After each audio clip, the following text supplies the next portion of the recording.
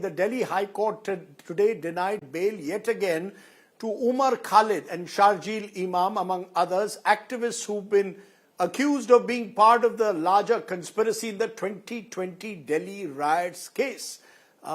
Remember, Umar and Sharjeel have spent as many as 5 years in jail already. The trial also hasn't begun. Several witnesses have not even been questioned yet. Despite that, the court said that because of the nature of the charges against them, they could not be granted bail.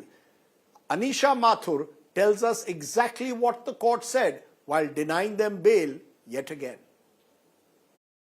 It has been 5 years in jail for Umar Khalid, Sharjeel Imam and the others accused in the larger conspiracy to commit terrorist activity in the 2020 Northeast Delhi riots case. The Delhi High Court once again denying bail to all 9 accused, and there are some specific points that the court has made regarding the allegations against each accused.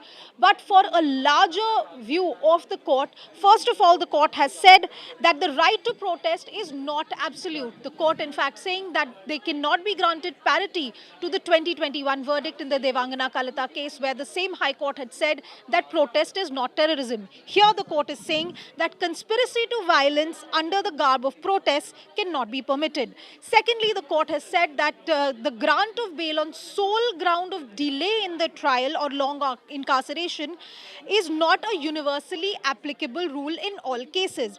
Thirdly, what the court has said is that the court's discretion in cases like these under the UAPA is already circumscribed, and therefore the court only needs to look at the prima facie evidence and reasonable grounds to believe the evidence. And therefore the court has taken note of the prosecution's allegations and the fact that protected witnesses are yet to be examined, that there are specific allegations against each of these accused in the larger conspiracy case. The Delhi High Court saying no bail will be granted at this stage.